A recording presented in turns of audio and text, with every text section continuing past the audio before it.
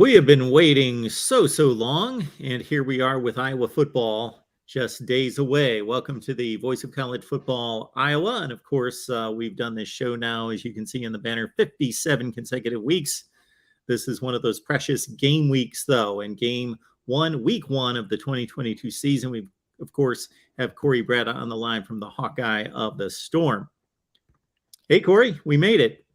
Mark, we made it, and I'm going all Homer today. I got the Iowa attire on, and I tell you, as we get closer to Saturday, the more nervous I get because this is a difficult game, and I had people that laughed at us when we talked about this game months ago about being a dangerous one. It is dangerous. Iowa, Kirk Ferentz spoke to the media today, and they are still depleted at wide receiver. Nico Briganti is definitely out this week. Keegan Johnson, I wrote down Kirk's exact words in response to a question about Keegan's status. He said, and I quote, "We'll see."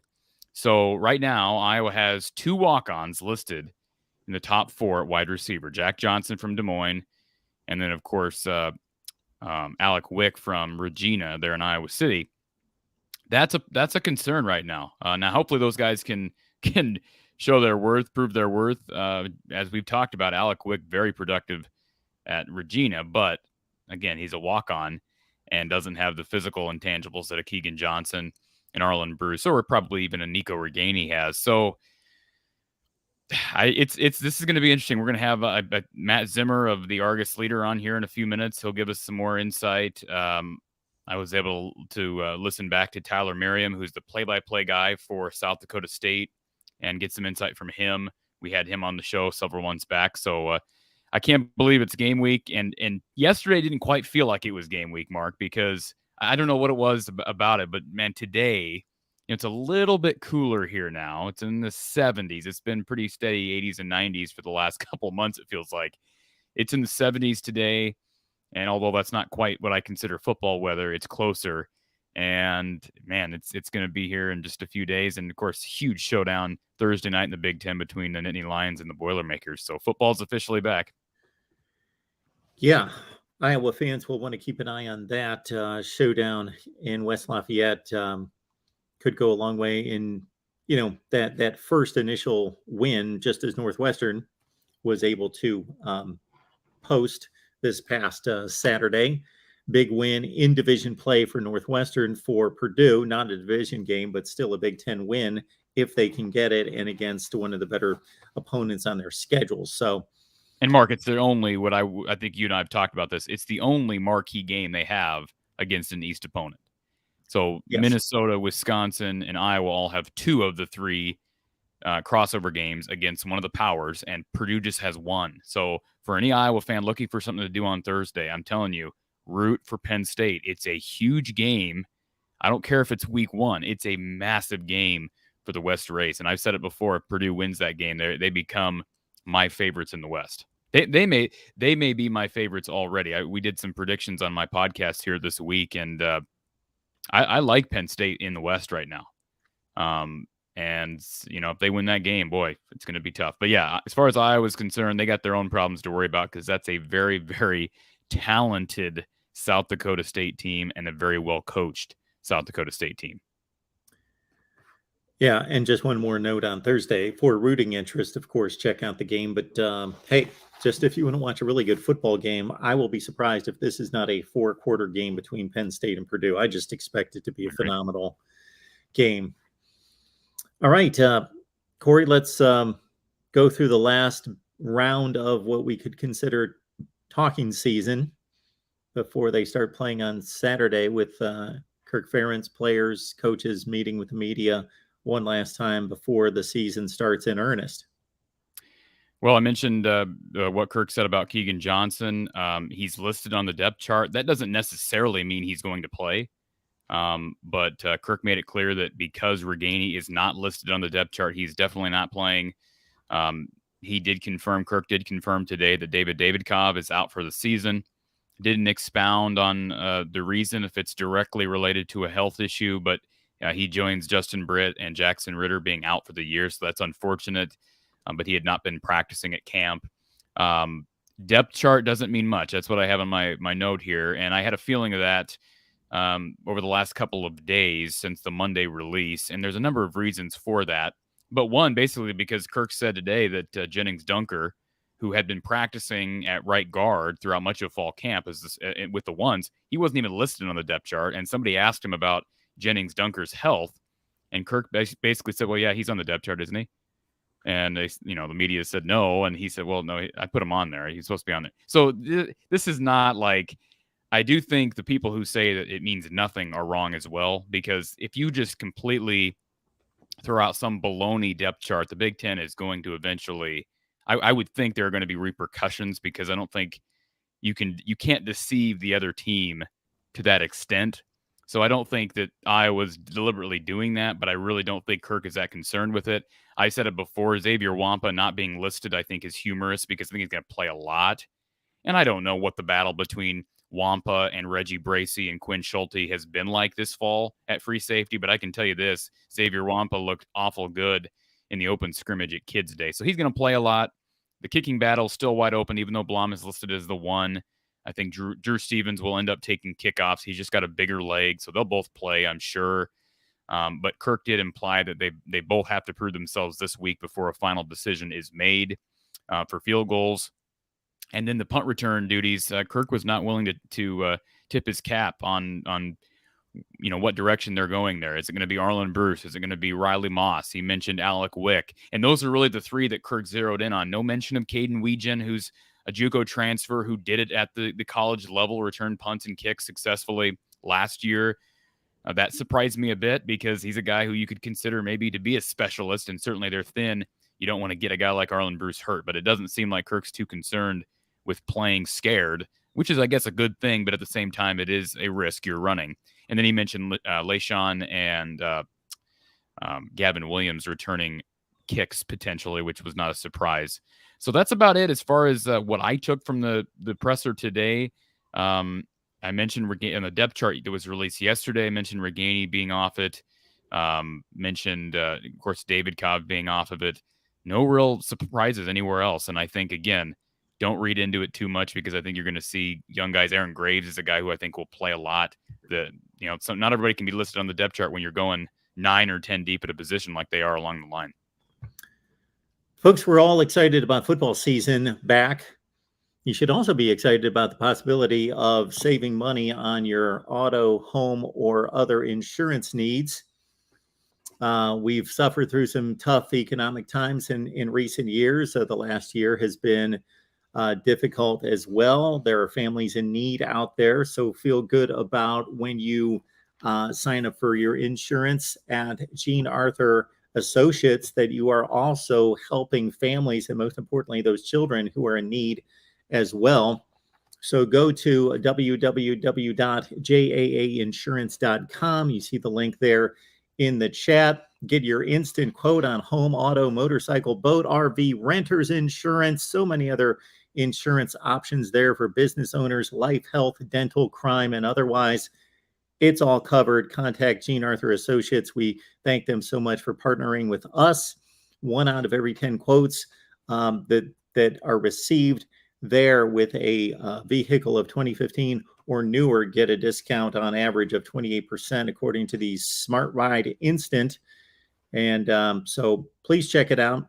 There's also a huge possibility, again, that you can benefit and then also benefit others by partnering with Jean Arthur Associates there. And once again, the link is in the live chat. All right. Super chat coming in here. Let's see what we've got. Mark's on the line. Mark Bowman, thank you so much for being here. And thank you so much for the contribution, Mark. Since Sam Laporta played some wide receiver in high school, would Iowa consider flexing him outside to help with that position? Yes, and they will. They've been doing it throughout fall camp. They did it at the open scrimmage. I think this is just my hunch. I think that's a little bit overrated. Like, I don't think that's the solution to Iowa's wide receiver problems. I don't think you can put a lumbering tight end. And granted, Sam Laporta is a very good athlete. I'm guessing he's slightly faster than your average tight end, but we're talking about moving him to receiver. I don't think that's going to be a feature of the offense. I think they'll do it at times. And the good news is, yeah, he's a very adequate pass catcher and certainly knows how to run routes. He's probably Iowa's most important player to stay healthy on offense, quite frankly, because you lose him. What other sure thing do you have in the offense right now, Mark, besides Sam Laporta? I don't think there is an answer. And one other thing, we'd be remiss if we didn't bring up the quarterback position. Kirk said today that it is set in stone that Spencer Petras is your starter. And Mark, I believe, when the season ended last year, I told you pretty much when the season, I was pining for Iowa to at least entertain the portal, but I've been telling you for months that he was the starter. Absolutely. And so I'm happy to be right on that. Not necessarily happy that's the decision. I don't know what the answer is, but Spencer will take the first snaps. And I believe we have Matt Zimmer of the Argus Leader on the phone. Matt, can you hear me? Yeah. Appreciate you joining us, sir. You got Mark Rogers, the voice of college football, and Corey Brada here. We're talking Iowa and South Dakota State. You, of course, covered the Jackrabbits closely up there in the great state of South Dakota. What's the feel around campus and around the program right now as we get set for a battle this Saturday? Excitement. South Dakota State is still relatively new to this Division I thing. It's been about 20 years. And because of that, a lot of people around here, are Hawkeye fans or Gopher fans or Husker fans because they didn't have a Division I team before. So there's still a lot of people around here still have sort of their major college favorite team and then SDSU or USC or whatever. And so this is a rare opportunity. Obviously, it's never happened before. And everyone, I think who hasn't been to Kinnick Stadium has heard about it. They understand what Hawkeye football is about and the tradition. And, they're getting to see their team go play a team that they've seen play on ABC, play on ESPN, and they know what they're getting into. And I think there's some excitement to see how the Jackrabbits will perform because, as you guys know, they've been a very good program at their level, and the very best teams at the FCS level have shown that they can play with teams like this. So I think there's a lot of intrigue and excitement, maybe a little nervousness because obviously they know what the challenge that's at hand here. But it has the potential to be really exciting and memorable Saturday. Do they feel like they can win, Matt? I think the players and coaches feel like they can win. You wouldn't really have much of a chance if you didn't believe that you can. He's been in this situation several times, and they usually don't win. They have 2 wins all time against an FBS team. One was against a Kansas team that went 0-12, and the other one was against a Colorado State team last year that went 3-9. So playing a team like Iowa, the defending Big Ten West champions, that's a whole nother deal. And in games like that, the Jacks have typically competed. They played a ranked TCU team a few years back, had a lead late in the third quarter, early fourth quarter. TCU ended up pulling away. Just a few years ago, they were either tied or had a lead late against Minnesota, ended up losing by a touchdown. I think they have the high-end talent that gives them the ability to compete with these teams because they've had some really, really good players, which is proven by how many of them have gone on to the NFL. But obviously when you're talking about a team with 63 scholarships and a smaller school, smaller recruiting pool, fewer resources, all those things, it's a big challenge to take on a team, any team from a Power 5 conference, let alone a good one like Iowa. So I think everyone is kind of hoping that, hey, if you can hang with them for 2 or 3 quarters, see what happens. The longer the game goes without it, with it being up in the air, the more the pressure is on Iowa, that sort of thing. So I think that's sort of how everyone's looking at it, is like, make it competitive and maybe something crazy can happen. And when we had Tyler Merriam on several months back, I said that the only way I saw South Dakota State winning this game is if it ended up like a 24-21 type game. And I stand by that now that we're approaching the season because I think Iowa's defense, I think South Dakota State will have problems scoring on Iowa's defense. But, you hit on a couple, breakdowns, 1 or 2 breakdowns and maybe score on a pick 6 and you can climb to 20 or 24.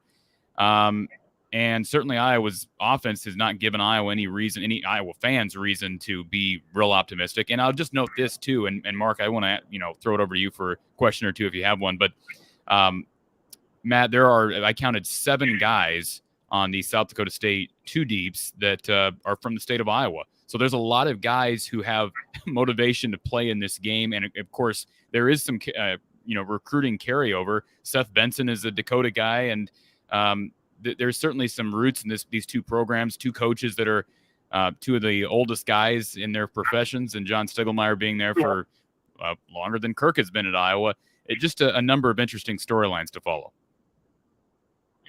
Yeah, Seth Benson was actually committed to play at South Dakota State, and Iowa came in at the last minute and offered him, and obviously he had to take that, and it's gone out great for him. He's best friends with one of South Dakota State's starting tight ends, Zach Hines. They were high school teammates, so that's fun. Probably the best player on South Dakota State's defense is Adam Bach, their middle linebacker. He's just from right down the road from Iowa City. He told me he grew up a Hawkeyes fan, and he obviously can't wait to go in there and play at Kinnick Stadium. And I don't know if it's so much of a, I'll show you that you should have recruited me sort of thing, because obviously Iowa's not exactly hurting for linebackers, but that means something to these guys, because they're kind of right on the cusp. And some of those guys in that situation have gone on to play in the NFL. And then that kind of tells you that maybe they could have played at that level. So I think for South Dakota State and any FCS team in this sort of situation, it's a very unique opportunity. This is their one chance to play in an environment like that, a stadium like that, but also, test themselves against that level of competition, play against the best players in the country. And I'll just say this one more question, then I'll throw it to you, Mark. I think people have to realize too, I led with this on this show, the talent level at South Dakota State. I would venture to say that it's very similar to the talent level of, a 2016 North Dakota State team that came into Kinnick and beat Iowa. Jordan Oladokin being drafted by the Steelers, and they lose Pierre Strong at running back. But you return a guy in Mark Gronowski, who is more, my understanding, Matt, is more of a dual threat guy, but a very experienced quarterback, and a guy who was expected to be the starter last year if he hadn't went down with an injury. Oladokin transfers in and has a great fall. Of course, they played both spring and fall last year. Talk about the quarterback for a moment. Mark took over as a true freshman in that spring season, kind of out of necessity. They had some injuries and some COVID problems. He got sort of thrown into, and because he was play, so it was kind of like, hey, just go make plays. And he was a run-first quarterback. Had a lot of success with that. Championship game probably cost them the national championship. And because there was such a short turnaround to the fall season, he wasn't able to come back. Like you said, they go out and get Oladokin, and he was great. Now he's in the NFL. But now Gronowski comes back. There's somewhat of a question of how healthy is he coming off a major injury, and can he be the same running threat?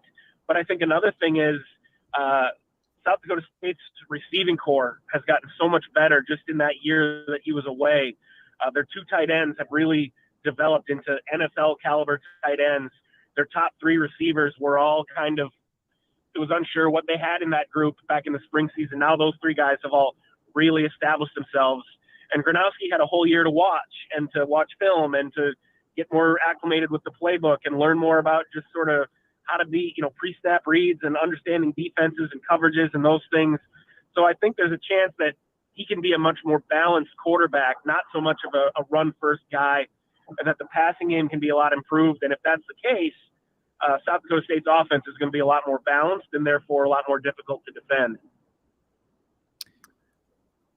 Got Matt Zimmer on the line from Argus Leader breaking down South Dakota State for us. Week 1 matchup at Kinnick Stadium against Iowa. Matt, as you outlined a little bit earlier, it's extremely rare, if ever, that an FCS would defeat an FBS or, in particular, a Power 5 opponent because they have more talent. These matchups are rare upsets, but when they do occur, it's because the talent gap isn't as large as it is most of the time, number one, but it's most about matchups. So when you look at Iowa's strengths and weaknesses, both sides of the ball, versus what South Dakota State does well, do you think this has the recipe of being an upset? I mean, I think there's a path to an upset. Like you mentioned earlier, Iowa's defense is really, really good. It's hard to imagine South Dakota State, putting up 30 or 40 points. And given that South Dakota State has some questions with their own defense, even though I know Iowa's offense isn't that explosive, I wouldn't be at all surprised if I was able to score 30 points against them. And that would make it tough. Like you said, it's going to be tough for the Jacks to put up a big number against this defense. But I also think, given the struggles Iowa's had on offense, given maybe some of their not inexperience, but just unprovenness in the passing game, like the Jacks, what would be ideal for them is, get out to a 14-0 lead, strike first. Maybe, like you mentioned, you get a special team score or a turnover, a pick six, something. If you can get a 2-score lead or a 3-score lead or something and make Iowa play from behind, they're not really built to do that, I don't think. So that would probably be one way to do it. And then obviously, like you mentioned earlier, you're going to need some breaks. If you're going to win a game like this, you're probably not just going to line up and punch them in the mouth and just be better at the line of scrimmage. You're going to need some breaks, some big plays. I wouldn't be surprised if South Dakota State tried some trick plays or something like that to try to shift momentum, those sort of things. So it'll be tough for them to do. But like I said, I don't think it's implausible that they could win this game. But Matt, aren't trick plays communist football, according to John Stiegelmeier? Well, it's funny that he said that as many times as he has, because his previous offensive coordinator called about one of them a game. So that guy's gone now. Maybe they won't do it as much. But they despite what John may have said, they are not too good to call trick plays. And I just want to say this too. Matt is not overhyping Tucker Kraft. I remember when we had Tyler Merriam on, I think he compared him to, wasn't Dallas, I never remember how to pronounce his last name. What's the tight end that came from South Dakota State? Dallas? Goddard. I don't want to say Goddard, and I know it's not right. So I know Tyler kind of compared him to Goddard. Can Kraft be that good of a tight end? I know he's a junior. I think so. He's a little bit different of a build. Dallas Goddard was kind of a basketball body who, built up his strength to become, a real dominant pass catcher. And Tucker can do that too. He's a little bit more compact, but boy, is he really strong. He played running back in high school. So he's a guy that Goddard was a little bit more of a deep threat. Tucker Kraft, a lot of times they do a lot of screens and stuff over the middle, try and get him the ball and let him run, because he is really hard to tackle. He will run people over, and he is probably the most confident football player I have ever met. He is coming into this game licking his chops to prove to Iowa and the nation really how good he is. So it'll be interesting to see how well that goes. Because, this offseason he had a lot of FBS schools knocking on his door with NIL offers to get him to move. And he chose to stay because he said, I'm good enough, I can make it to the NFL out of South Dakota State. I don't got to leave. So that tells you how confident he is and probably how excited he is for this game. Boy, what a matchup last year. You talking about this tight end. You guys South Dakota State played Colorado State last year, and I can't remember the kid from Colorado State, but he was that had to have been the battle of the tight ends. That was what the thought was, but the Jacks ended up rolling over him with their running game, and I don't remember. I think it was Trey something was the tight end's name from Colorado State. Yeah. He was kind of a non-factor because the Jacks really wiped the floor with them in that game. McBride, I believe, right? McBride. There you go. Yeah. Well, I know we appreciate you taking the time here. One more thing before we let you go, Matt. I know Tyler brought up Jaden and Jackson Yankee. Am I pronouncing their names correctly? Yankee. Both those guys have great potential. They're brothers. They're both seniors. This is an experienced team.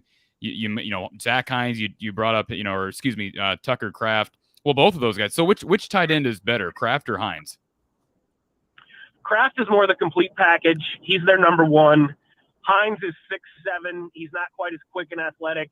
He's more of a strictly red zone target. And obviously a big factor in the running game as a blocker. And then, they like to throw it up and let him go get it in the end zone. He's kind of a red zone guy. But again, they've got NFL talent at tight end. They've got a lot of experience at wide receiver. And then you talk about Gronowski. I don't know if he's an eventual NFL guy or a guy who at least have a chance. But how about Isaiah Davis, the one guy we've missed because Pierre Strong gets drafted last year, but this is a kid who certainly has next-level potential, and he's a big body at 6'1", 220.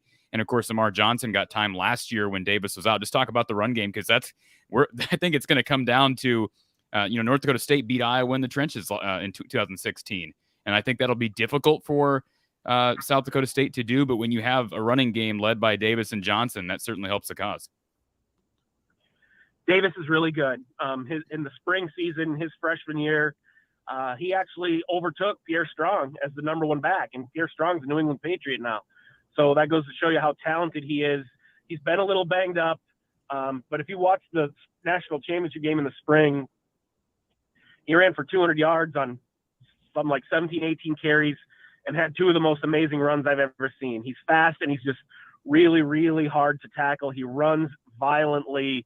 The difference is I'm curious to see how he handles being, sort of a bell cow running back. I don't know if the Jacks want to be giving him the ball 25, 30 times a game. They haven't had to do it the last couple of years because of the depth they've had at that position. Is Amar Johnson ready to take that load off him? I don't know yet. But certainly Isaiah Davis is very dangerous. And like we just mentioned, with all those threats in the passing game, if Iowa has to devote too much energy to keeping an eye on all those targets in the passing game, Isaiah Davis will hurt them. And I still can't get over the fact that South Dakota State had Oladokin drafted by the Steelers, and yet Mark Gronowski, wasn't he the offensive player of the year in the Missouri Valley in the spring? Yep, he was. They were very fortunate to find a one-year stopgap who worked out as well as Chris did. Unbelievable. This is a talented team. Matt, appreciate you taking the time. Matt Zimmer from the Argus Leader. Safe travels down to Iowa City this week, and we look forward to a Pack Kinnick on Saturday. Thanks, guys. Appreciate it. Thanks, Matt. That was good, Matt. Mark, that was an insightful interview with Matt Zimmer, and I'm telling you, we're not just overhyping. I mean, we've given you clear data. They have two offensive skill positions that sent guys to the league, just as many guys as Iowa had drafted last year. And like I say, the quarterback that's now replacing Oladokin was literally the offensive player of the year in the conference his freshman season, which was just last spring. And I think there's a lot of people who believe Isaiah Davis could be better than Pierre Strong. And like I say, Jaden Yankee and Jackson Yankee, those guys are big wide receivers. They're going to be testing Riley Moss. And remember, Iowa's not as deep at cornerback right now because Jamari Harris is suspended due to an OWI. So it's going to be fun. And another guy I didn't mention, AJ Coons is listed on the depth chart. He's a Solon kid. So he's an Iowa guy who will certainly have a chance at testing Iowa's defensive backs. This is I'm not predicting a loss. If you listen to my podcast this week, I already projected that Iowa would win this game, and I'm going to stand by that. But I am certainly taking Iowa against the spread in my weekly picks because I just think it's going to be difficult to pull away from a team with this much skill position talent, and it's a quarterback that can run. So Iowa, in the heat, I know it's not going to be real hot, but whenever you play early September games in Kinnick, you're wearing the black and gold. You're going to need depth. So it's a good thing Iowa has a deep defensive line because they're going to be chasing Gronowski all over the field.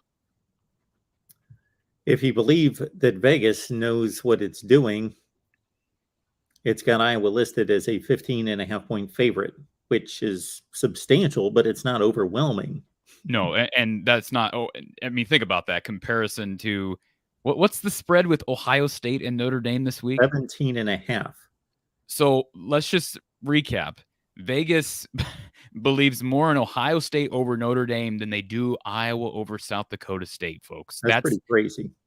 Well, but I think it speaks to two things: the talent of Ohio State, and the talent of South Dakota State. This is not a team, and I'd have to look back at the North Dakota State team that beat Iowa in 2016. And maybe I can do that while we're on here because that's something I haven't done this week. I'm curious to see how many NFL guys were on that North Dakota State roster because I mean, I don't remember. Of course, that's a talented team every year. But see, obviously their quarterback would have been. I'm just running through the roster here. Do you remember anybody in particular off that roster? South Dakota State, no. I'm sure I would recognize some names. He brought up Dallas Goedert, and I immediately thought he's a really good tight end. I didn't realize he was from South Dakota State. He's catching 40 and 50 balls in the NFL every year. And so, of course, that game being 6 years ago, I don't remember. Easton Stick was a sophomore that year, and of course, he's in the league now. I don't recognize. I'm sure there were more guys, but I'm just saying this is I've also had people say, well, this is not North Dakota State. This was a team last spring. They played a spring season. They played a fall season. They played like 25 games last year because of COVID in 2020. This is a team that went to the national championship in the spring and went to the semifinals in the fall. And as Matt brought out, they lost their quarterback, who was perceived to be, he was a freshman, again, when he won Offensive Player of the Year in the conference. And they just brought in a transfer and developed Oladokin and made him into an NFL guy. And he still made it to the national semifinals. So this is, I think it's fair to say this is probably the second best FCS team year in and year out behind North Dakota State. So, and they pushed Minnesota several years back. Let's not forget about that. They pushed Minnesota hard, very easily could have won that game. So they're not going to be intimidated coming into Kinnick. I bet you there's going to be quite a few South Dakota State fans at this game. That was one of the last games to sell out, Mark. So my guess is there will be quite a few Jackrabbits fans that maybe gobble up some of those final tickets.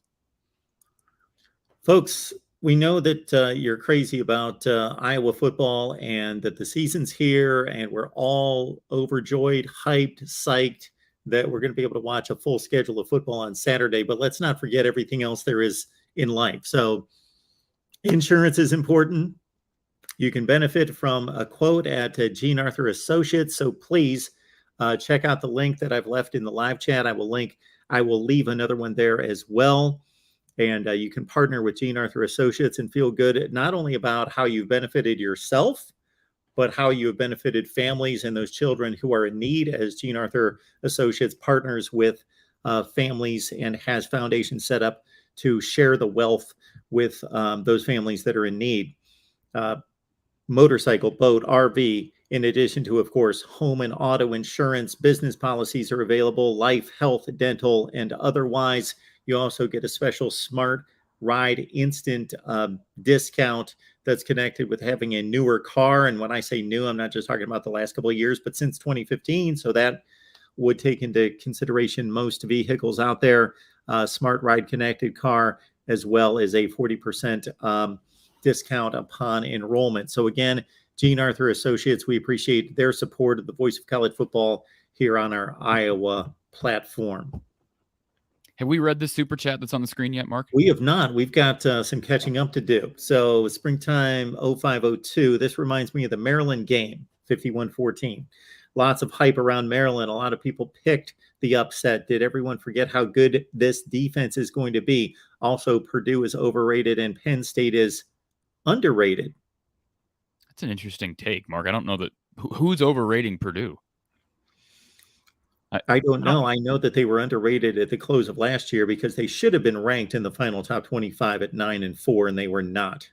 Yeah, and I don't know a lot of people who are picking Purdue to win the division. I hear a lot of people that pick Wisconsin, some people that have picked Minnesota, even some that have picked Iowa. I think Purdue's the dark horse, and I simply favor them in some regards because of the schedule. And Penn State's had 2 down years in a row, but nobody's ever doubted their talent. And, the difference here springtime is we haven't seen this Iowa team. So, that Maryland game came smack dab in the middle of a nice spurt. Iowa had went on the road and won at Iowa State. And, yeah, you're right. A lot of people were picking Maryland. I don't hear a lot of people picking South Dakota State. And they probably shouldn't. Like, I thought about that today. I was on my way out of town for something. And, Mark, I said to myself, what would be the fan reaction? Not that, cares what I pick, but what would be the reaction with the people who do listen to this show if I legitimately went on the record and said I picked South Dakota State to win this game? What would be the reaction? I mean, you almost couldn't afford to do that from a public backlash standpoint. I mean, I'm not saying I would ever, because I don't believe it will happen. But I'm just saying, if you were wrong, I mean, if you were right, I guess people would forgive you. But if you were wrong, well, you'd never live it down. Michigan fans, I had a Michigan fan show up on my channel the other day. Still, isn't this the same guy that picked minute? Give me a break. I mean, can you imagine what would happen if I picked South Dakota State? Yeah, it's if you're looking at making these predictions as just a business maneuver, as running a platform like we do and as you do with from the Hawkeye of the Storm, yes, that is not a business decision to make. No, but in all honesty, I don't make as you know, I don't make those decisions based on popular opinion. I picked Michigan to win this year, or excuse me, I picked Iowa to win over Michigan this year. And obviously we get to that week, I'll reevaluate at that point and maybe change, maybe not. But I do believe Iowa will win this game, but I've got South Dakota State against the spread. I have not come out with a final score, which I'll do here in the coming days. Springtime, thank you so much for the contribution. Erica, thank you as well. We always appreciate Erica being here. Please gently press the like button. Everyone go Hawks. Thank you for that, Erica. Erica has been making her way onto some of the other platforms, the other shows, and of course, waving the black and gold flag. So we appreciate Erica. Oink, oink. It's ridiculous that Iowa is playing an FCS team that is not Northern Iowa. Well, I kind of agree with that, Mark. I don't see the point of it. I don't really see the point of it anymore. I don't really know. It doesn't make sense even from an Iowa standpoint. It makes less sense for Iowa to do it than for another school because, Kirk has built this program on being rather risk adverse. This is a pretty risky thing. It's there is no positive here because you and I both know, Mark, ain't nobody going to care if you beat South Dakota State. And in college basketball, it's a little bit different. I know people, and I've been critical of it too, that Iowa doesn't play Drake and Northern Iowa year in and year out. It's a little bit different because you've got so many games, so many non-conference games that you can schedule. And Iowa, of course, has two in-state rivals besides Iowa State. They're not really rivals anymore, but two in-state schools. They don't play regularly. And Iowa doesn't schedule those schools. And, they won't admit this, but the reason is because they don't want to risk losing to them. So why would you, when you have less games to go off of, less games to schedule, why would you go out and schedule one of the best teams in the FCS? And it's not like they scheduled them before they were good. This has been a really good team for years. So I'm surprised that they do have South Dakota State on the schedule. They have you and I on the schedule coming up. I don't quite understand what the reason for that is. I'm not even necessarily in favor of playing you and I.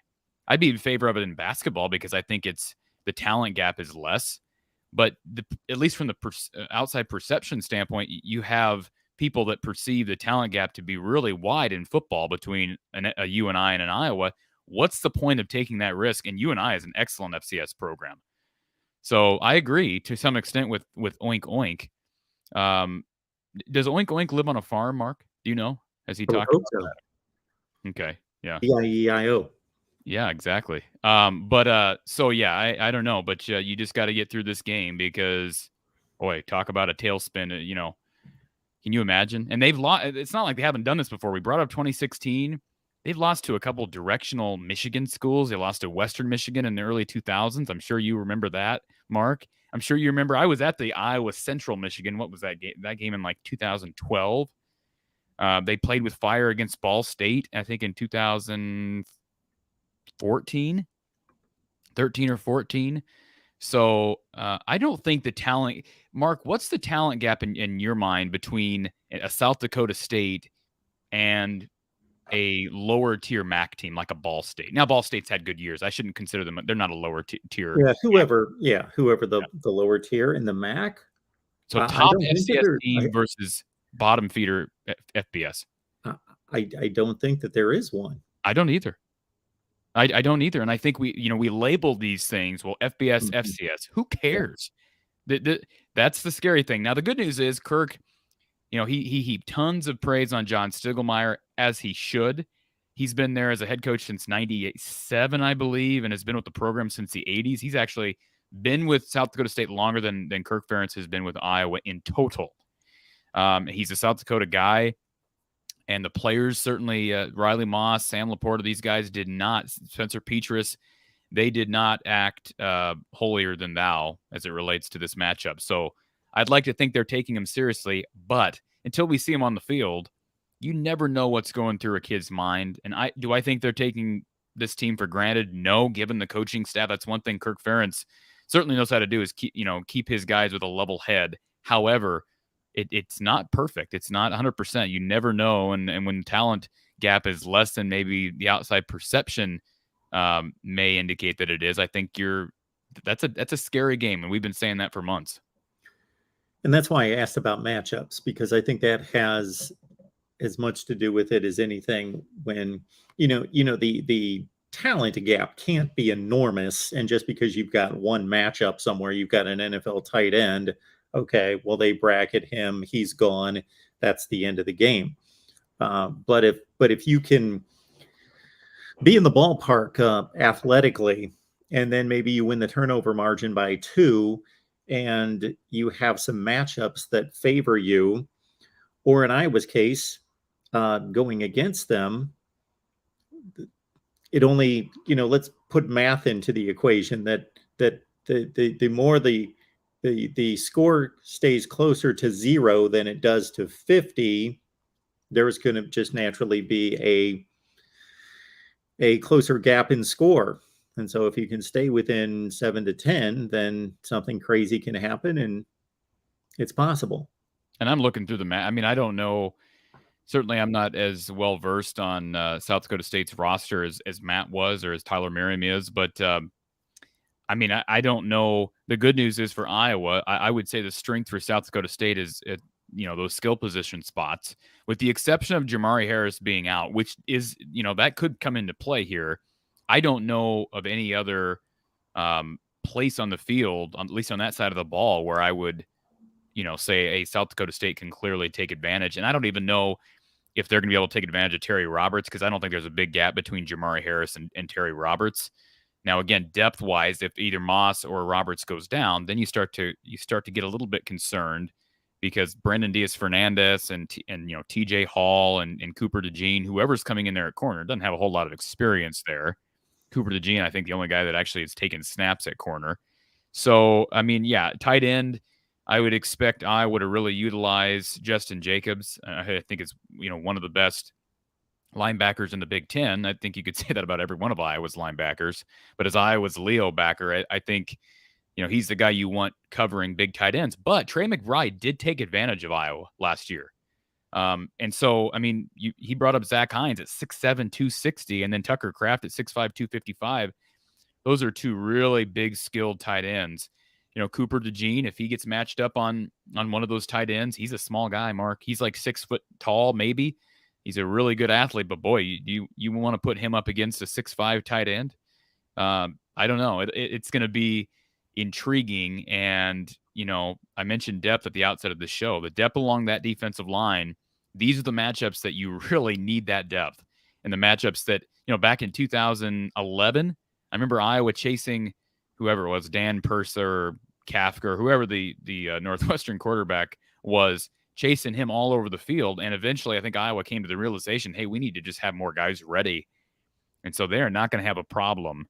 Knock on wood, they haven't had any significant injuries along that defensive line. I think even if they did, unless you lose Van Ness or maybe Noah Shannon, who I think are your 2 stars right now, I don't see that. If I don't see them missing a beat there. And you certainly want that when it's hot out and you're chasing a dual threat guy around the field.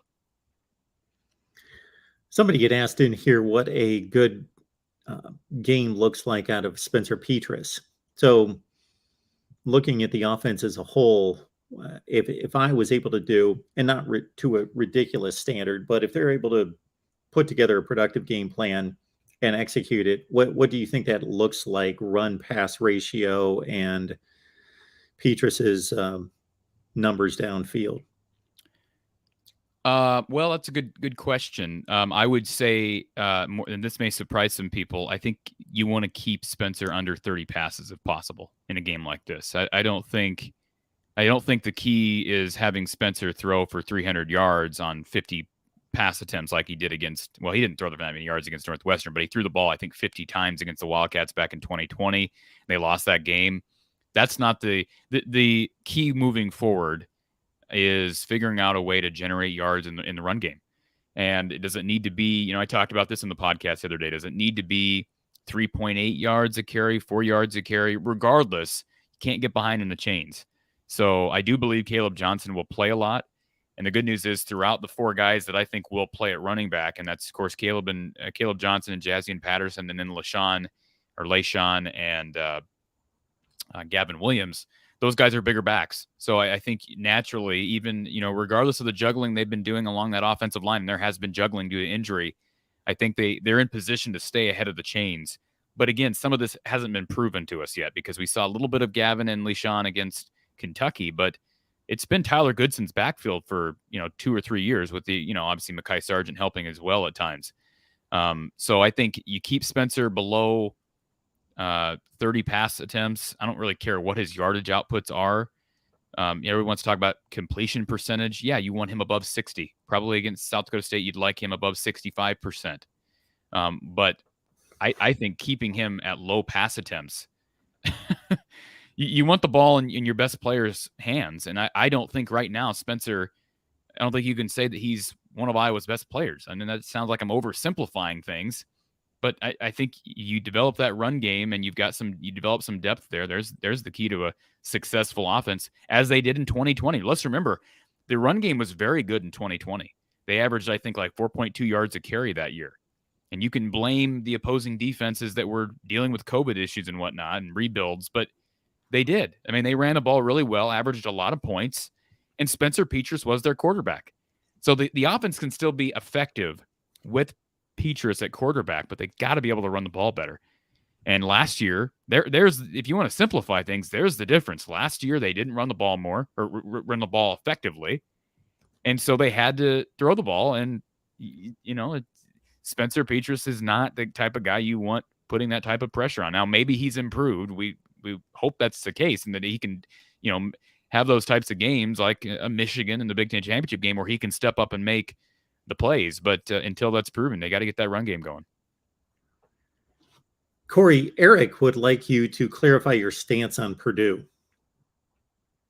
Well, I'm just saying, okay, so the question earlier was, or the statement earlier was, people are Purdue's overrated. I'm just saying I picked Purdue, yes, but I don't hear everybody else picking Purdue. When you say overrated, I'm interpreting that as people are in large part rating them highly. Correct, Mark? Am I wrong in saying that?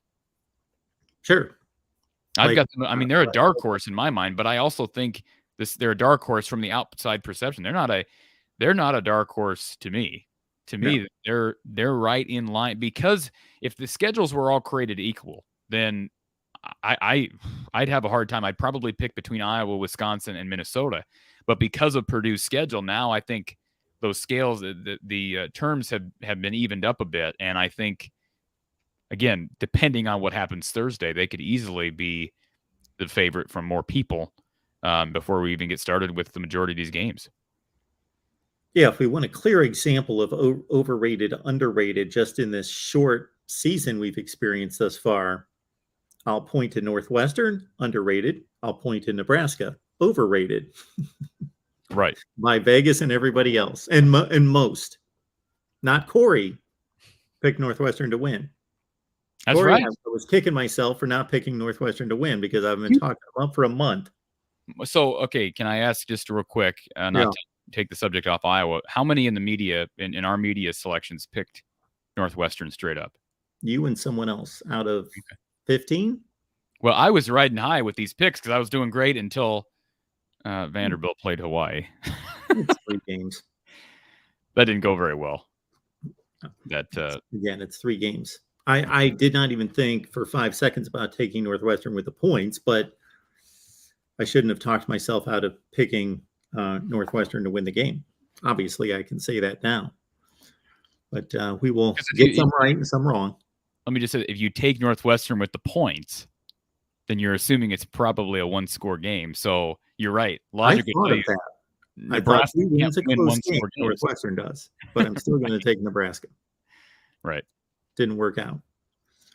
So yeah, outsmarted myself, or maybe just didn't take what I instinctually thought.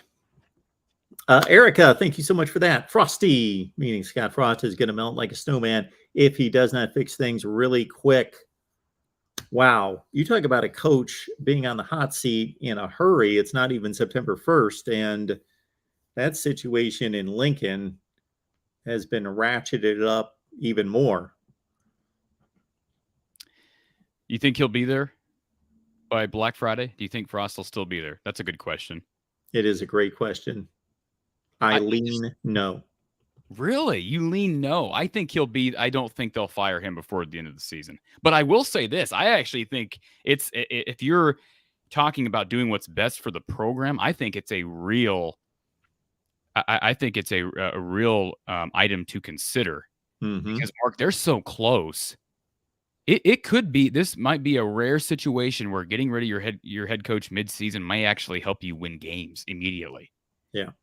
And, you know, you want to say, well, it's not him. Maybe, but he's been the common denominator now for, what, 5 years? Yes. They're right in these games, and they can't win, what, a 5-20 in close games? Is that the number? Or in single 21 now. 5-21. So I would very much consider firing Scott Frost midseason. And your guy the other day, I watched some of your post-game show the other day, and your guy was talking up Georgia Southern. If they lose to Georgia Southern, they can't keep him, right? My guy. No, you wouldn't think so. Georgia Southern, my goodness, they can't lose that game. And I want to address the question from T. Hawkeye that I missed earlier. He said, how do you pick Iowa over Michigan when the offense is so bad? Well, a couple things here. I was back and forth on that pick. Again, we're talking preseason predictions, and I went through, as I do every year, and make my selections one by one, week by week. I picked Iowa in that game because I've seen that story play out so many times. Very rarely does Iowa not show up in a marquee game at home. Now, the disadvantage of having this Fox contract is that they hype this big noon kickoff, which doesn't help you because there's just more energy under the lights. There's something about Kinnick at night. But I still believe that place will be absolutely bonkers. I think Iowa will be playing up the Big Ten championship card as they should. And I just don't see any way that game is a blowout. If that's I'll be very, very surprised. You know, unless Iowa deals with a bunch of injuries between now and October 1st, I just can't see a scenario where Michigan blows out Iowa at home. Mark, you're looking from an outside perspective.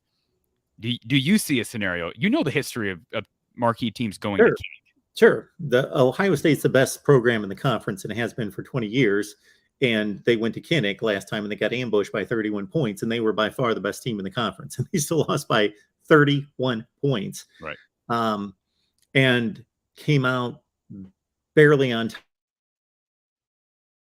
of course, with the Big Ten championship on the line about 12 or 13 years ago.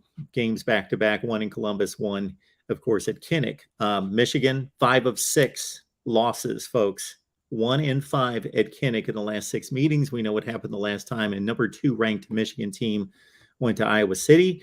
Penn State, we've seen just tremendous games between those two teams. And Iowa, of course, won the most recent. So we're talking about the 3 best programs in the division, arguably the conference, not faring well at Iowa City. But you asked me, do I see a scenario in which, well, we just saw the scenario play out in Indianapolis last year. Yes, I do see a scenario. I don't think it's probable by any stretch, but I see it. Sure. That wasn't Kinnick, Mark. I understand that, but they're still playing.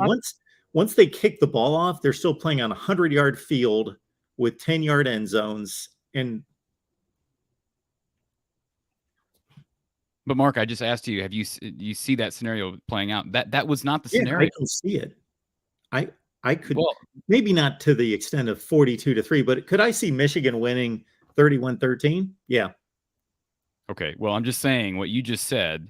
You have a right to your opinion, but I'm just saying what you just said That's why I'm You on can't use the Big Ten championship game as proof that Michigan can come in there and blow out Iowa at Kinnick, because the game in the Big Ten championship game was not played at Kinnick. I mean, it's and I understand you're when you say that when the ball's kicked off, you're still okay, fine. But I mean, you know the history of Iowa football, and over the last 10 years, name 2 or 3 examples, and I mean, because you can name a few. Penn State in 2012, Iowa loses Brandon Sheriff and Andrew Donnell, and they get blown out by Penn State. That was a 4-8 Iowa team. Okay, this Iowa team's not going 4-8. We know Iowa beat Michigan under the lights in 2016. Michigan was a top 5 team. They blew out Ohio State in 2017. Ohio State was a top 5 team at the time. Penn State in 2017. That was a game that Iowa probably had no business being in, but once again, they're right there with a chance to win at the end. And if it wasn't for a last-second pass from McSorley to Juwan Johnson, Iowa would have won that game at home.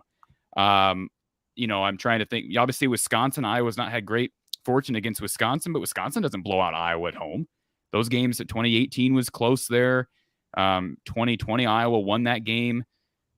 So I get what you're saying. I just, there's more examples of Iowa playing top 5 to top 10 teams close or winning than over the last 10, 15 years than there are them playing these top tier teams and getting blown out. There are more examples. Many more, Mark. Okay. But rarely do they play one of the top 5 to 10 teams in the nation. So we see some of those. Again, 2016, no, that was at Penn State. Anyway, you're just asking me, is there a scenario in which I can see Michigan blowing out Iowa? Yeah, I just watched it the last time they played. Okay, well, I'm just saying that you say that it's very rare that they play a marquee, a top 5 team at home. It's not really that rare. They did it against Ohio State in 2017. They did it against Michigan in 2016. Sure. Okay. And they did it against Penn State in 17. So now, if I'm wrong, I'd be happy to eat my words. And I know you're not predicting that it's going to be a lopsided game. And you and I are basically just arguing over semantics, which is fine. Because I think it's good conversation. But, it'd be like asking me, can I see a scenario in which South Dakota State wins on Saturday? Let me ask you that question. Is it more reasonable for you to see South Dakota State come into Iowa and win Saturday, or is it more realistic to see Michigan come into Iowa City and blow them out in October? Once we get past the Power 5 and certainly the Group of 5, I don't consider myself some kind of expert. So I have less confidence in what I know and don't know and what I'm willing to say is going to happen. Okay. So you don't ever, and I know you don't include that on our media picks. We don't pick anything involving the FCS, do we? Well, first and foremost, those are not the best matchups. I try to pick the 12 best matchups of the week. But if North Dakota State played, Iowa State, that may be one of the better matchups if it's a week 0 game. I know it wasn't, And do I personally pick FCS games? Yes, I do. If they're playing the top 25 or the fringe of the top 25, I predict all those games. Sure. Okay. No, I just think it's this game on Saturday has a chance at being surprisingly close. And again, I've not given us given a score yet, but I do believe it will be close. And I'm talking within the line. I think it'll be a 2-score game.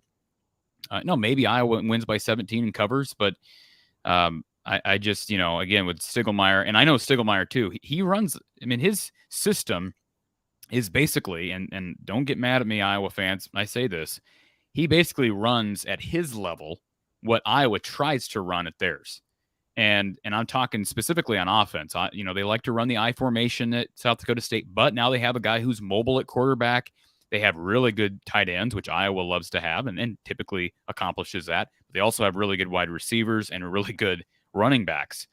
So they're literally Iowa at a different level with better skill possession talent, obviously in direct correlation with the level that they're playing at in the FCS. So, and that's how you become a power. And they are the equivalent in the FCS. They are equivalent to a Georgia, in the FBS or a Clemson. Maybe not quite a Clemson because Clemson's won, national titles. But I'm just saying in general, They are competitive semifinal national championship team very regularly. So it's a dangerous game.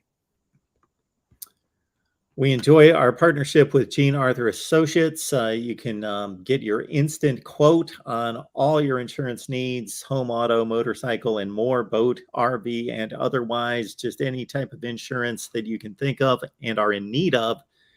They've got you covered. www.jaainsurance.com. The link is in the description of all the videos on this channel at the top of the description section, and also here in the live chat, and I will include it one more time. We appreciate the folks at Gene Arthur Associates. They're fine folks. They donate a portion of that money to families in need, and also do what's best for you. Get your quote, and if you can beat your current insurance situation, there you go. You're benefiting others, but most importantly, based on your insurance needs, you're benefiting your own situation there at home. So Gene Arthur Associates, the link is in all the description sections of all the videos. Erica says the Kinnick effect, folks. And Mark, you've never been to Kinnick. No, Got to get you over here. I've never been to a lot of places. I know, but Kinnick is a special place. I know. Yes. And you're going to say so are a lot of places, but no, I think we need to get you here, and that'd be fun. I'll tell you what, if somebody gets to lay down a chip every time I say this is a dangerous game, then somebody's probably got a bingo right now, or somebody else's ship has been blasted because I've said it a number of times, but it's how I feel. And it's somewhat normal to get more nervous as you get closer to a game. Like, and I can already feel that with the Iowa State game. Like, especially if Reganey is still out and if Keegan Johnson's health is uncertain, maybe they get by South Dakota State. But then, you're talking about a uptick in talent against Iowa State, even though they're young. That game does concern me a bit. Talking about the Big Ten Western Division race, Mark chimes in with this one. Of course, we learned this week that Wisconsin's backup quarterback Chase Wolf was injured in practice. Graham Mertz, the former five-star, whose numbers and performance have been eerily similar to and reminiscent of what Iowa fans have seen at the quarterback position the last couple of years. Graham Mertz must come through now. You think he does, Mark? You think he takes that step? I think he plays well enough for them to win. Yeah, he doesn't have to be Superman. I mean, no. When have they had to have a quarterback that was Russell Wilson's the one example, but I mean, they were good all over the field when Russell Wilson was there that one season.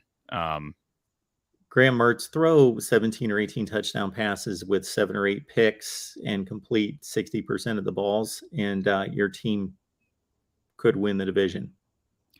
I'll just say this. I'll just tease because you have on the bottom banner from the Hawkeye of the Storm. If you've not checked out my show, I got a couple of buddies of mine who admit they don't know as much about Iowa football, certainly as you do, Mark, or probably myself or other people we have on here, but I enjoy having them on because they're longtime friends of mine. Had them on the show here this week for a 2-part edition of the podcast, and we were just talking about the Iowa passing attack and certainly the Iowa defense. I think that Wisconsin matchup, I actually picked Iowa to beat Wisconsin. I'll tease people with that. You can find all of our picks over from the Hawkeye of the Storm in our Week 201 podcast. But I actually picked Iowa to beat Wisconsin at home this year. And the reason being is I think Iowa is actually built to stop Wisconsin's offense this year. And typically, does Iowa typically have a good front? Yes. Do they typically have good linebackers? Yes. But it's rare that they're this stacked all the way across the board. And you just don't have a big guy like Jack Campbell, who I think can be maybe the best run-stopping linebacker in the country this year with his size and experience. I think they're built to beat Wisconsin this year. And maybe they won't, but Braylon Allen's a terrific back, but I think Iowa can match what he brings to the table. And the more hype I hear, regarding Noah Shannon, the more I become convinced of that. That's a game I think Iowa will win, but you can catch all of our picks over at the podcast. Yeah, so you get Corey's picks at Podcast 201 on From the Hawkeye of the Storm. I posted a video here with my Iowa game-by-game predictions. Spoiler alert, they're boring. Don't say that. That's not, Somebody told me how do that you- they're boring. how are you Somebody teasing me? meaning you said that they're. Oh, Did you use the term boring or matter of fact? what that are you my talking predictions- about? My Iowa predictions for this season. Oh, you're talking about Iowa. I'm sorry. I thought you were talking about the this week's predictions in college football, because I can't imagine those being boring with some of the matchups we have. That might. Well, you just had Iowa going 8-4. I mean, I have them going 9-3. I guess I'll tease that. Maybe I shouldn't say that because I'm going to produce some more content. I got them going 9-3. And I saw Josh Pate. I don't watch Josh Pate, but I know you've had him on this show in the past, Mark. Yep. He has Iowa going, he gives worst case scenario and best case scenario. And I think he had worst. You can't get that? Is that what you said? I hate that. Oh, you hate that? I hate that. Worst. You know what the worst case scenario is for every team? 0-12, and the best case scenario is 12-0. There you go. I understand your line of reasoning, but I thought it was intriguing because I think Okay, I think a better way to couch it is most reasonable worst case scenario. Sure. Okay, so he had Iowa at 5-7 in the worst case scenario, and I think he had them at 10-2 in best case scenario, which is fair. I mean, honestly, I would say best case scenario. This is going to tickle some fans here. I think it's 11-1 because I think 12-0. Well, I just don't see them going into. Do they go into Columbus and win? I just don't see that happening. I don't see it happening either. But okay, again, let's take off my initial contrarian devil's advocate. Everybody could go 12-0 or 0-12. Yeah. So I hate that stupid worst case. And because do you know how many times we could go out and find examples? We could find hundreds of them of whether they're credible or in a lot of cases invalid or non-credible sources of college football analysis where they've got this best case and worst case scenario, and we could find where those parameters were broken. So they weren't the worst and best case scenarios. So I understand the reasonable. I understand it. We just all do it a little bit different. I just always thought that was kind of stupid. But I think Iowa can win every game on its schedule. I do not expect them to win every game on the schedule. Okay, but is there any team in the country that you would say the same? Is there any team in the country that you would say no, they cannot win every game on the schedule? Oh, yeah. Okay, so you're making an exception for Iowa, and you're saying that Iowa has the talent and the coaching and everything together to win every game on the schedule. Individually, looking at every game, they could win. They could win. They could win. The probabilities, though, go from, if you understand probabilities, which of course you do, but I'm talking to the folks out there. It's minuscule. It's minuscule for Ohio State to go undefeated this year. Right. But they've got tougher games in the schedule than home against Iowa. Now, what would you say, just shooting this out here, and I know we're trying to wrap this show up, but shooting this out here on August 30th, if you had to say now, and that's a mid-October game, what would you say the probabilities as of right now you would give to Iowa beating Ohio State in Columbus in October? Probabilities. 12%. Wow. See, you are a little bit, that's a lot more generous than I would be. It is. That's a lot more. Notre Dame's only getting 16%. That's an 84% Ohio State certainty, according to Vegas and ESPN. 84% against Notre Dame. Mark, you and I were debating on social media earlier today privately because we had a fight about Notre Dame. We were arguing about Notre Dame, and I don't want to get into it here, but we can at least discuss it briefly. We should take our Notre Dame debates on the Notre Dame channel. I'm sure they want to see me back over there. But I think right now, if Iowa and Notre Dame played on a neutral field, I think it'd be a pick 'em. And you may not agree with that, but I don't care what Notre Dame is ranked in the preseason. Who cares what they're ranked in the preseason? I don't care what they're ranked in the preseason. That makes no difference to me. I think Notre Dame's a better team than Iowa. Not substantially, but I believe that they're better. Yeah, I mean, and you believe that, but they haven't proven anything yet, and they got a new head coach. No one has. No, you're right. Well, you're right. Northwestern. Yeah. And Nebraska's proven something. Yeah. Sorry, that kind of cracked myself up there for a second. But Marcus Freeman has not proven anything as a head coach. And I think that's a big aspect to this. But no, I saw somebody, I think it was Lemansky, or no, not Lemansky. Hawkeye Howard said that Notre Dame's going to beat Ohio State. I love you, Hawkeye Howard, but I don't see that happening. Now, I would give them a better chance of winning. Remind me again, is that game in Columbus? The Ohio State game against Notre Dame, yes. Okay, no, I don't see any way I would say they have a better. I'd say they have a 20% chance. If you're giving Iowa 12, I'm giving Notre Dame 20. Is that fair? Yeah. And that's close to what Vegas is saying, right? You said about 84%. Yeah, I think Notre Dame's got a better shot than that. I'm going more 35% range. Yeah, so you're a little bit just. I'm maybe higher on your Buckeyes, Mark. 17.5 points. I know. I'm going to say it, the number 5 team in the country, even though you don't believe whatever about the preseason rankings, and I don't believe in them anyway, and I don't think Notre Dame's maybe quite that good, but they are one of the 10 or 12 best teams in the country.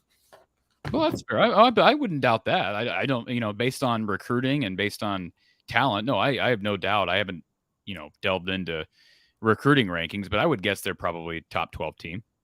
And I'll make 2 other points before we get out of here, and you can say whatever you want concerning Iowa or otherwise. Is that on one hand, this speaks to your comment about the South Dakota State game, that you think Iowa's going to win. It sounds like in the 10 to 14 point range, but not necessarily cover that 15.5 points. This is why I think it's tricky to pick against the spread.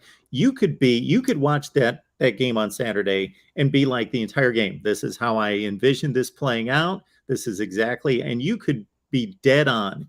And that game could be 24-13 Iowa with 2 minutes left in the game. And then all of a sudden Iowa picks up a scoop and score on defense, which with a bunch of second stringers out there, and they score a touchdown to cover the spread. But you were correct on your analysis and projection of how the game would play out, but you missed your pick. And that's why I think actually picking the game straight up, I will argue with anyone, is, I'm not saying it's more difficult. It's not more difficult, but the record for anybody predicting games straight up is more valid than it is picking against the spread. It's more of an indication of skill. Is that what you're saying? Yes. Now your percentage should be much higher because obviously some of the games are gimmies. Well, I picked Hawaii to beat Vanderbilt. So what does that say about me? That says you don't know much about those 2 teams, and it's a week 0 game, and that's what happened. I picked Nebraska to beat Northwestern. And my second would be that while I do think that the Notre Dame line is ridiculous, I could not believe that Ohio State was like a 24 or 5-point favorite against Michigan State, who was in the top 10 last year, and Purdue, for as good as Purdue was. And they blew those point spreads out of the water. And I wouldn't, do I know the exact math and the way Vegas comes up with these odds? I don't. I mean, the Sharps certainly know more than I do, but I mean, I would weigh the fact that Ohio State's probably got I think they most definitely have the best offense in the country at this point. If you're evaluating offenses, I think they have the best offense in the country. And so I think it's natural to, and maybe they're not doing this, but don't you think it's natural to favor them by more points? Because it's a good point. Team plays them close. Yeah, even if a team plays them close, their offense is so explosive that you rattle off a couple quick scores, and all of a sudden it looks like it was a blowout. In reality, it wasn't. Could be a really good 24-20 game entering the fourth quarter, and 24-20 becomes 45-20, like that. Exactly. Versus the antithesis is Iowa, whose strength is defense, and you can only hold a team to 0. You can't go lower than 0. Whereas if you're a scorer, then you can just keep adding and adding and adding. Right. And I said that in again, to put a plug in for my podcast, I said that about the Iowa-Ohio State game. Projecting forward is, I believe that game in Columbus could be close for a while, but similar to what that happened in the Big Ten championship game last year. If you can't produce any semblance of a offense, that defense is going to be working its tail off all game. And eventually, even if it breaks just a little bit, And we're talking about an Ohio State offense that I would say is in line to be much more explosive than Michigan's offense was last year. And Michigan put up 42 on that Iowa defense last year. So it can get away from you. I don't remember I don't think we gave scores, but I could see like a 35-10 type of result in Columbus. And that I'm not trying to rip on Iowa because I think it'd be probably, most of the game, it might be, 20-10 or 14-10 or 17-10, somewhere in there. And you kind of think, okay, you got a shot. But if the offense just never fires a shot, then it won't matter. And eventually that defense is going to wear out. And you hope it doesn't. The good news is if you're talking about let's hope that the offense, if you're from an Iowa perspective, let's hope the offense has made some big jumps. Do I believe it has? No. Okay. But let's hope it has. And, if it hasn't, then at least we can say this. We're relying on a defense that is deeper than it was last year. And that gives me reason to believe that they can hang even closer in games like the Michigan game, like the Wisconsin game, like the Purdue game, because when your offense isn't firing a shot, you have more bodies to throw in there and guys aren't going to get gassed. So, again, hope the offense is better, but if not, you've got depth. The final team statistics aren't everything, and we've carved them up in the past that I've given indication as to why I'm not a huge believer in them, but I think they're a strong indicator. What do you think Iowa's total offense ranking will be in college football this year, coming off of number 123 last year? Oh man, that's a great question. I actually thought about making a video on that subject. We should make our predictions and see how close we are at the end of the year. Yeah, and if I made a prediction on that on a video, I would just be guessing. So I don't think it's probably worth the viewers' time for me just to put out a 5-minute video with me guessing without any substance. Guessing. It would be an educated guess.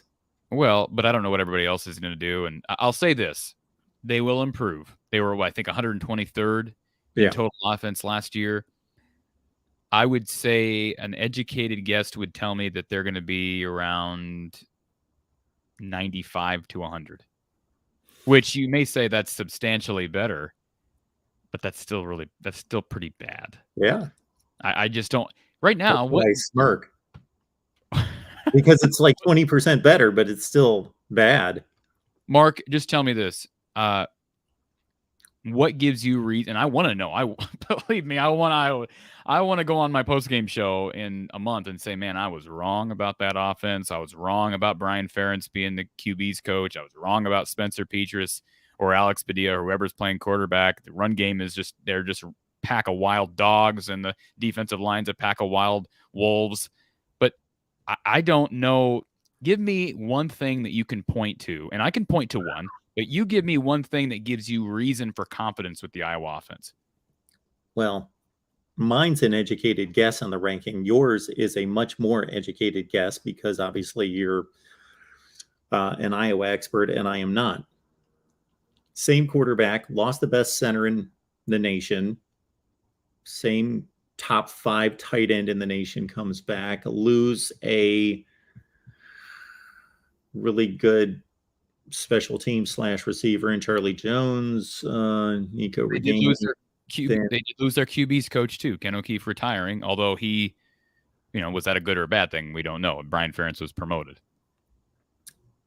There could be reason to believe that these the 2 younger running backs, the 2 Williams boys that come in and showed us something against Kentucky, will be an slight upgrade at running back. But other than that, I can't see one.